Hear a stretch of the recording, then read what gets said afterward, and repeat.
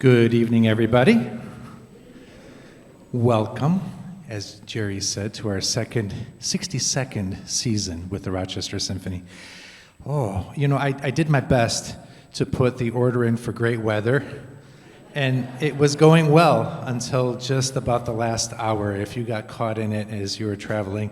But I'm so glad to see you that you, as I am, are waterproof, and this is good, so we can enjoy great music together.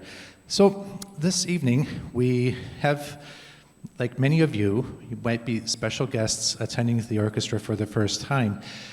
We also have a special guest that's joining our orchestra for the first time. I'll introduce her in just a minute, but may I ask if this is your very, very first attendance night for the Rochester Symphony? Could you please raise your hand?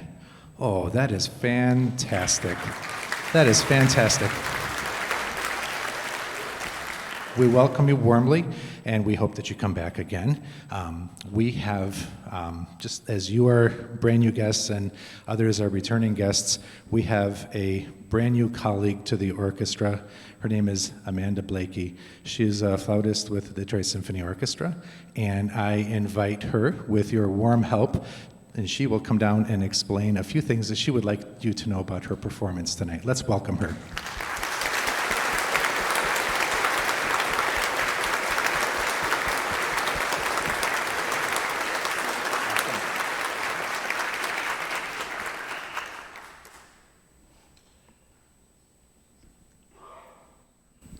Hello, everyone. Thank you so much for being here tonight. It's my privilege to play this beautiful flute concerto with the Rochester Symphony Orchestra, and I just wanted to share a little bit about it and why I picked it. I gave, I believe, a few concertos, but there's a little bit of serendipity here. About a year ago, I was working on this just for fun to kind of keep myself inspired outside of my orchestral repertoire with the DSO.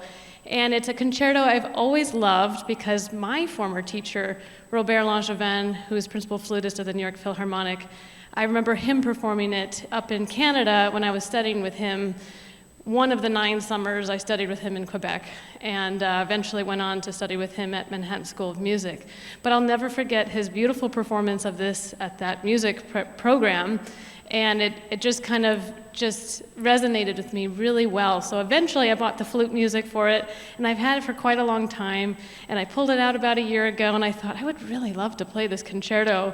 So when I was asked to play a concerto, I gave maybe about 4, 5, 6 concertos, and we ended up kind of going between this one and another one, and then I just feel like it was kind of meant to be. So if you don't know much about Devienne, he was a French composer in the mid-1700s to early 1800s. He actually was not only a flutist, but also a bassoonist, and in fact he was a bassoonist with the Paris Opera, and then later was a professor of flute at the Paris Conservatory. He wrote a lot of literature, around 300 works for mostly wind players, and he actually wrote 12 flute concertos, and there are 2 in E minor, so this is number 7 in E minor. But yes, I really think this is a beautiful concerto. It's maybe not at the forefront of the standard repertoire, but it's certainly well loved. And I'm grateful for Jean-Pierre Rampal, who kind of brought these concertos back into light in the 1960s and probably inspired my teacher Robert, who then inspired me. So enjoy this elegant and lovely flute concerto number 7 in E minor.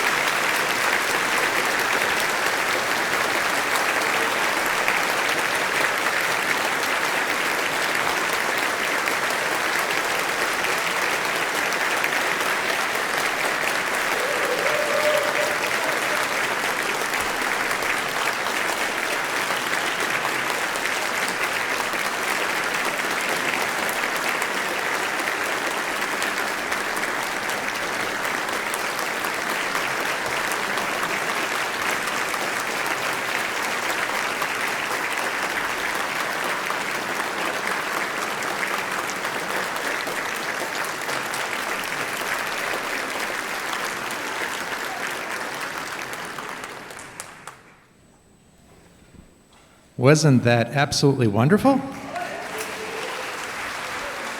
Wow. I liked it so much, I'd like to invite her back and we do it all over again. Yes.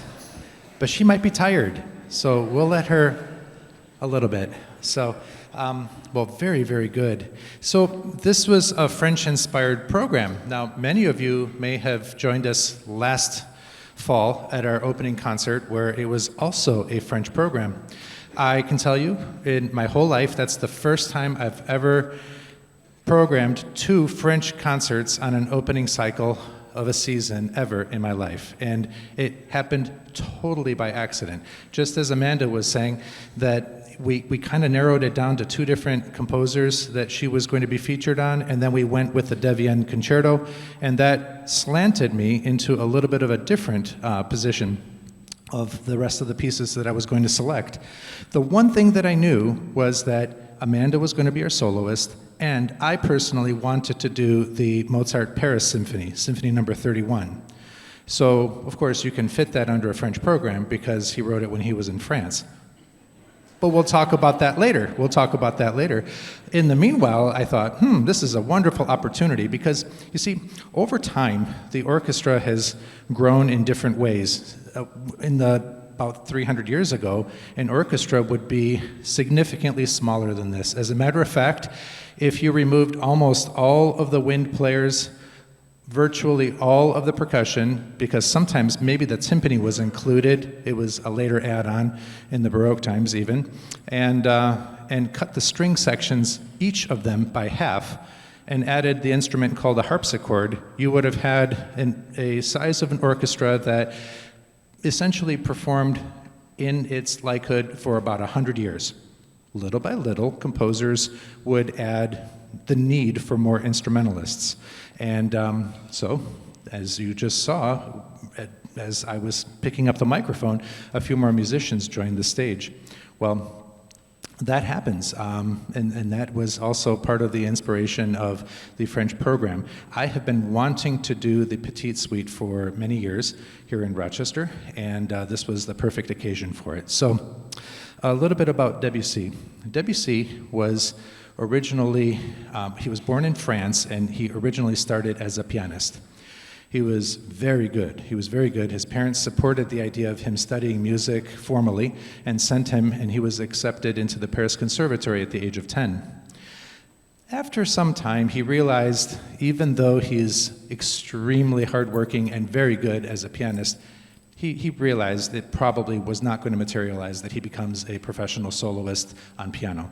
And so he turned his attention to composing, fortunately for us, because not only the wealth of music that he produced, but also how he changed music. He was one of the change agents of creating a completely different style. When he was born in 1868, that was right at about the time of French Impressionism in art, as different artists were changing the face of art and substituting with blurred lines and vivid pastels what used to be much more concrete images. And as far as what was being visited in museums, this was also being mimicked in the music.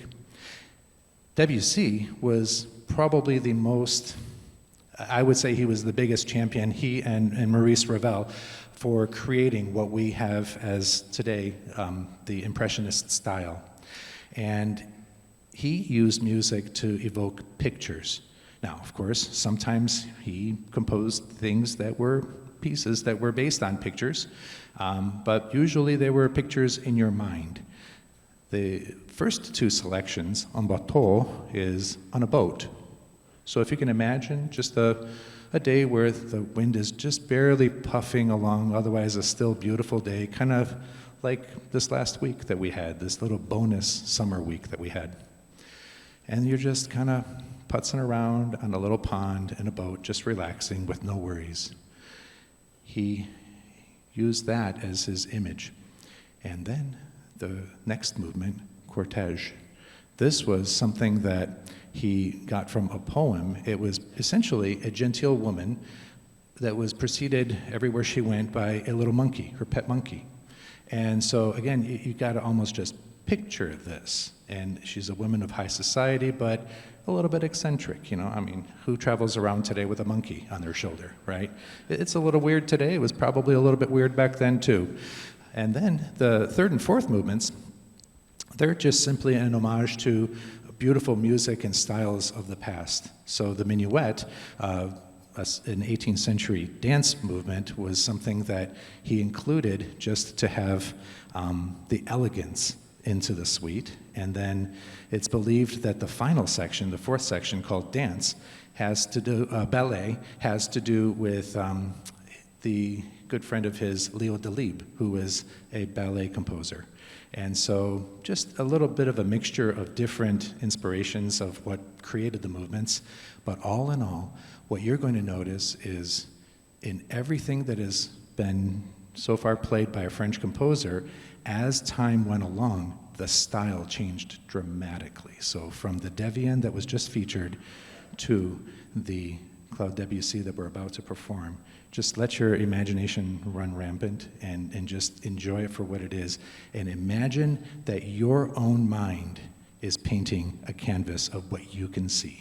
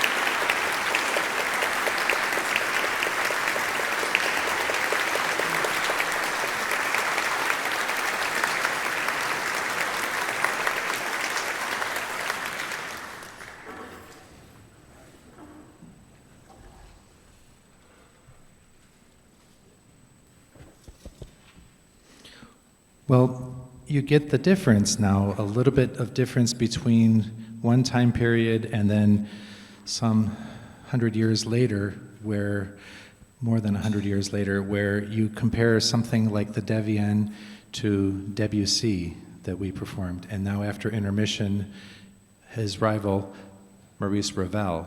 And it's more like painting with a really loose brush stroke. And the images are not straight lines anymore. And it was the French composers in music, not just in art, that had that impressionistic quality that labeled that time period.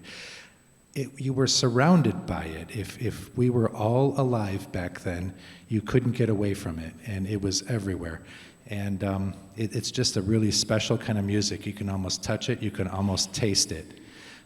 Well, but now, for those that like something a little bit more structured, we're going to change the table here and perform a symphony that I've had my eye on for quite a while. It's Mozart's Symphony No. 31, nicknamed the Paris Symphony because he knew that he was going to be making a tour of some of his pieces. Mozart played several instruments. We know him today as a composer, but he was a phenomenal pianist.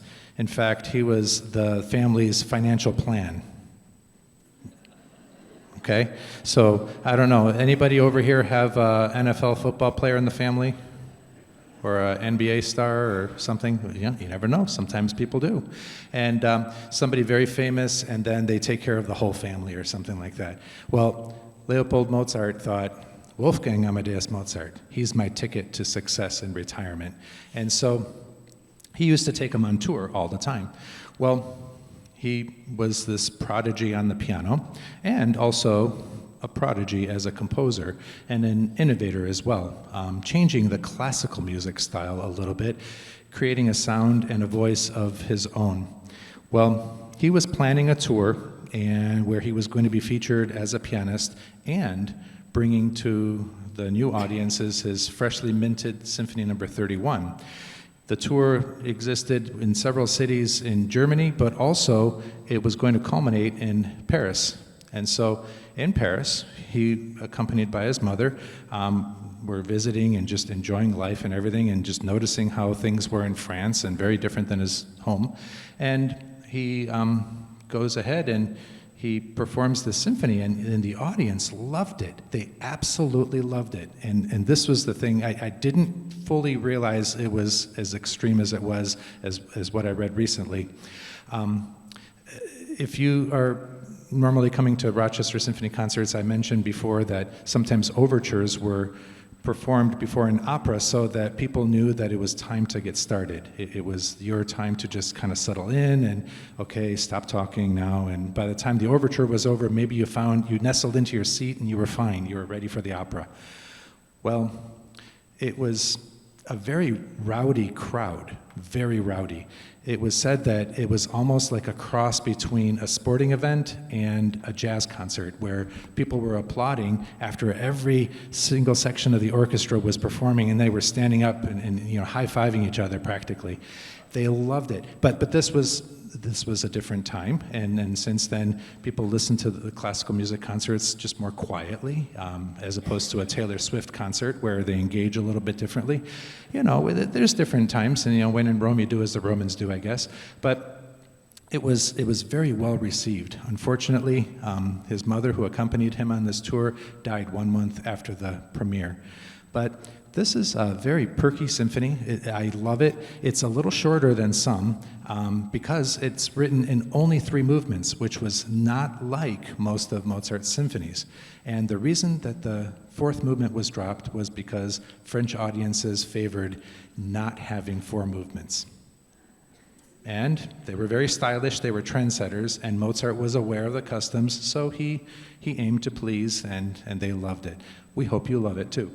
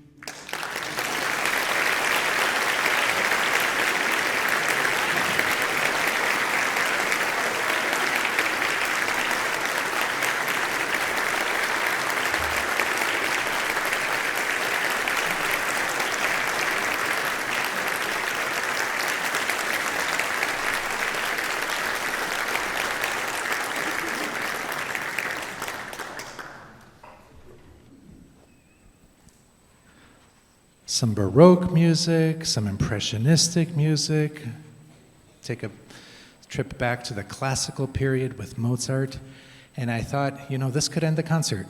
This was the original finish to the concert. And then I came across a piece that I have never conducted and never played before. You know how when you're on YouTube and you get stuck listening to things, and then more things pop up and more things pop up? Well, that's how I discovered our closer for this evening, the Danse. And it was just, I thought, a nice cap to a French program, one that I don't know when the next one's going to be, because like I said, I never do it twice in a row. I love French music. I especially love to prepare French music, but there's so many different things to do out there, right?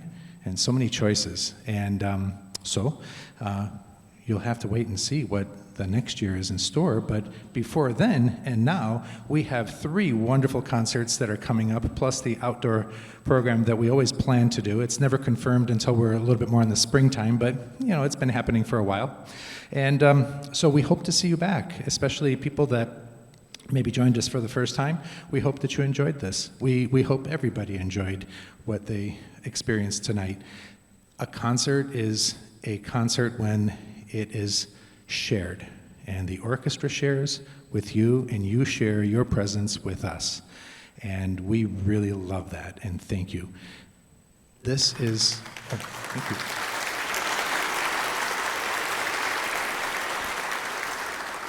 thank you. Thank you.